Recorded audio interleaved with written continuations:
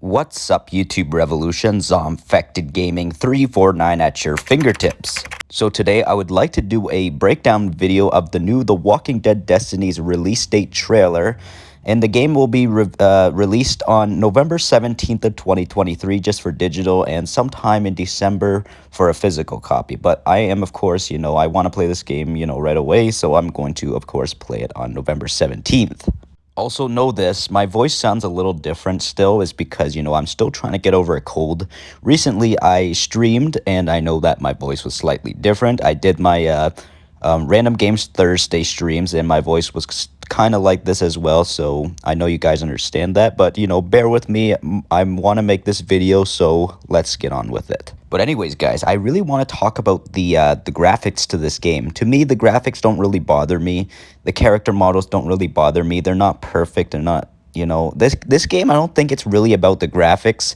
I think it's actually going to be more about how many different decisions that you're going to be able to make, because apparently somebody sent me something that this game is supposed to have over 150 something different decisions with all these different endings, I believe, too. So, that's something to take very interestingly, actually, because that's a lot, I got to admit. A lot.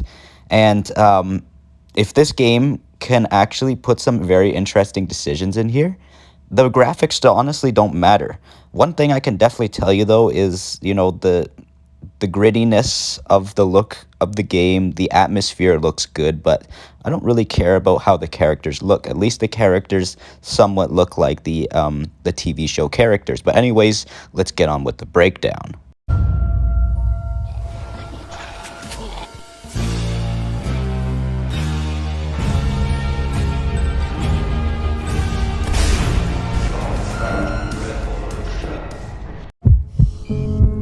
Nobody has to die.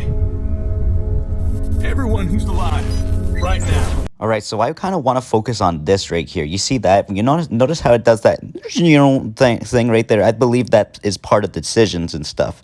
So when it shows the don't open dead inside door, I believe that Rick could potentially open that door if he wanted to and see what would happen. I know you would probably not want to do that because obviously a bunch of walkers would come out, but if you're curious, I believe maybe that's a decision to possibly open that door.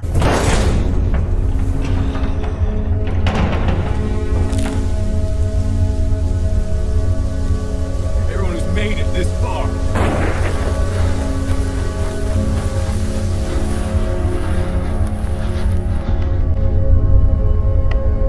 I gotta say, again, the character models don't look perfect, but they actually did get the look of Herschel really well, especially his season 2 look. And I believe that there's probably going to be a decision right here as well for what's exactly going to happen with Carl.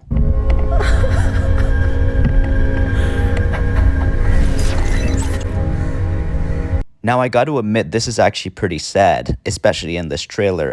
The acting seems a little bit better than the first trailer. I can definitely say that for sure. But it's obviously not the same voice actors as in the TV show. So I got to say, it's not perfect, but it's actually pretty good to me.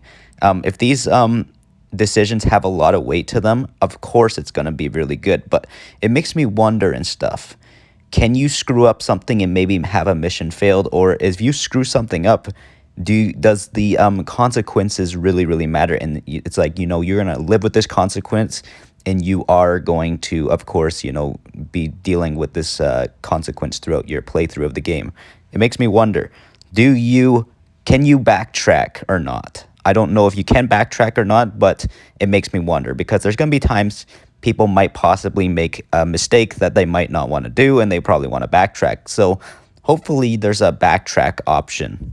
We've all done the worst kinds of things just to stay alive. We were brothers. It doesn't have to be this way. I don't even recognize you anymore. No! We're not. All right, that no part is actually really good. The voice acting right there was pretty good. I can definitely tell it's Shane for sure. Some parts, it's hard to tell who's talking, Rick or Shane at times.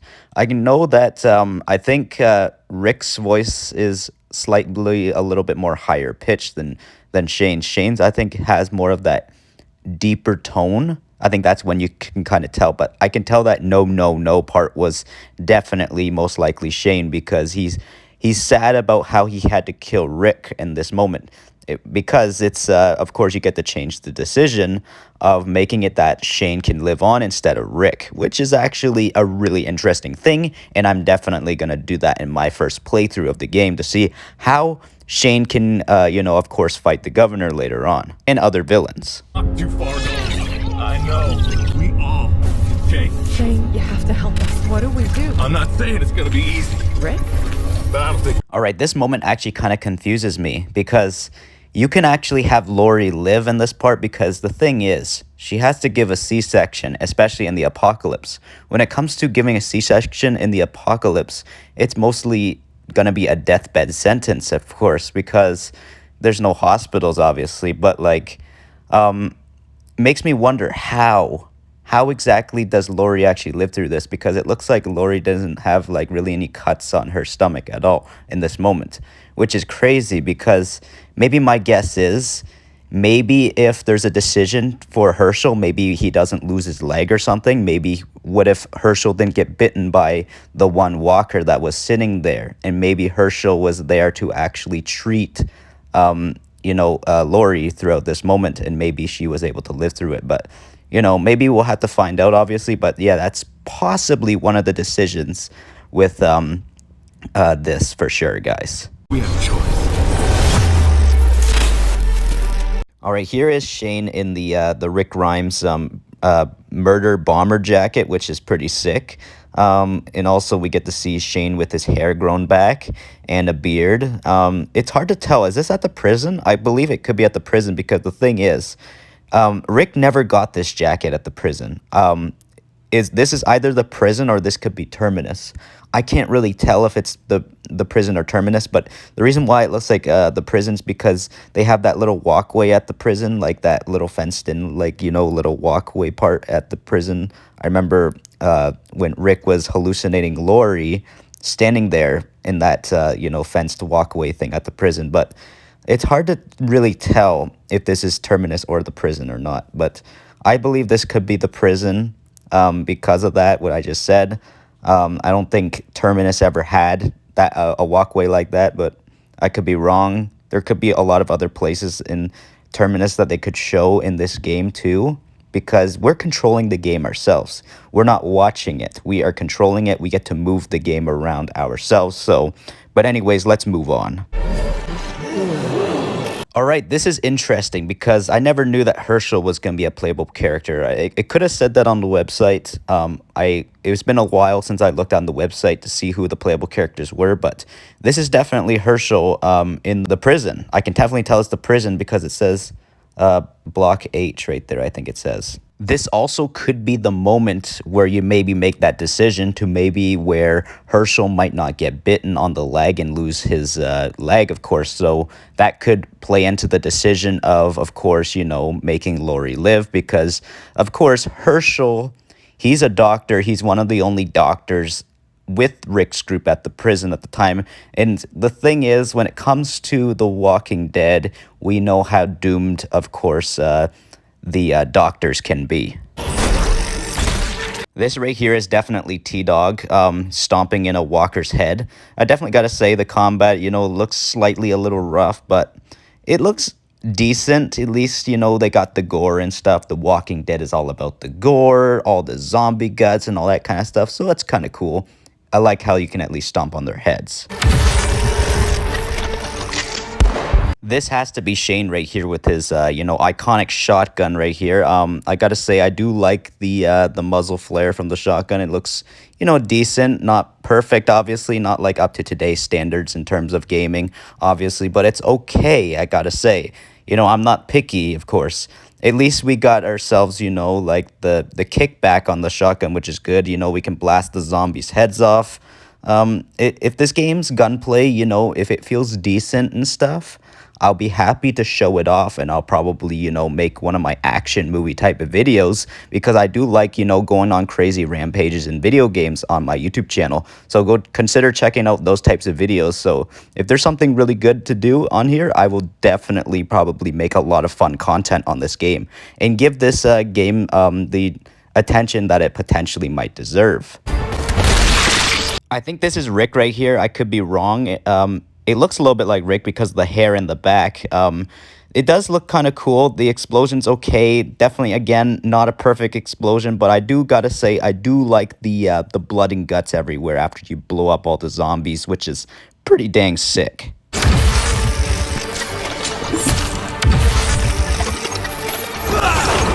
All right. This is definitely one of my most favorite battles of The Walking Dead ever. Definitely one of the most iconic moments from The Walking Dead. This is Too Far Gone with the tank. I've noticed that the tank looks bigger in this than in the TV show for some funny reason. It almost looks like we're watching some sort of I don't know, like Cold War or World War II type game, but wow, this tank looks pretty big. Like the cannon's ginormous.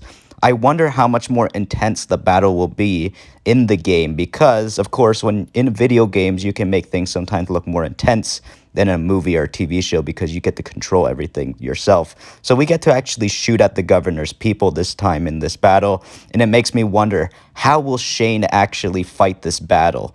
I really want to see Shane battle the governor to hell in this episode, or in this moment, because it's going to be so dang cool. But yeah.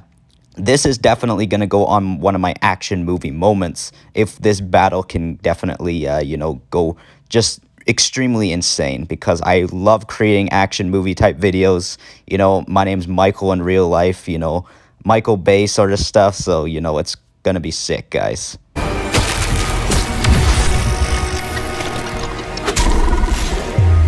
how's about a hug for your old pal T-Dog? All right, so this is really interesting, guys. So it looks like instead of Merle losing his hand on the roof and Rick handcuffing Merle, Rick can actually become maybe potentially racist scumbag cop Rick and handcuff maybe T-Dog to the roof or something. Like what makes the reason for Rick to actually handcuff T-Dog?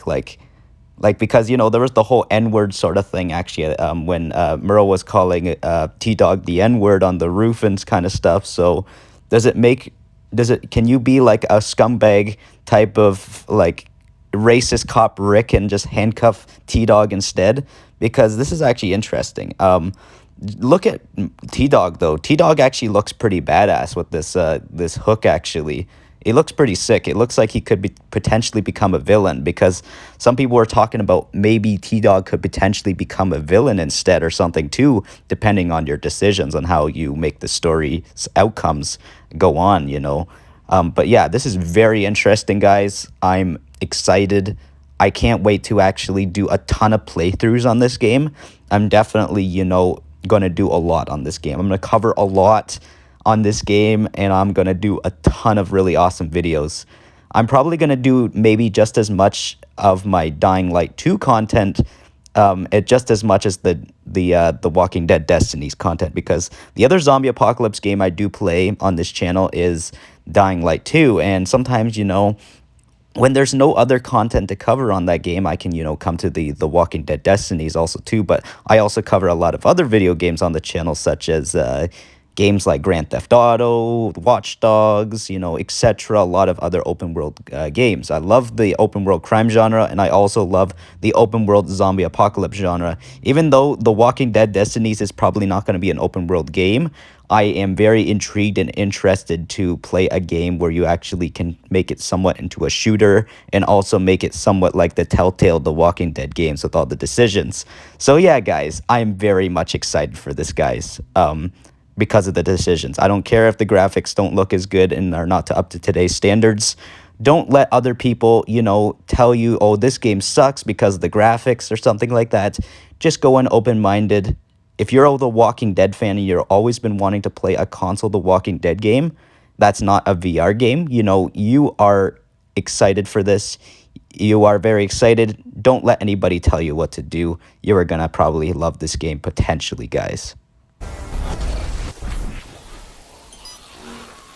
But that's all for this The Walking Dead Destinies trailer breakdown. If you guys enjoyed this type of content, The Walking Dead, and all the other stuff I was also talking about too, consider subscribing to the channel and ding that bell icon really hard so I can always stay within fast reach of your fingertips when new uploads arrive. ZombfectedGaming 349 over and out.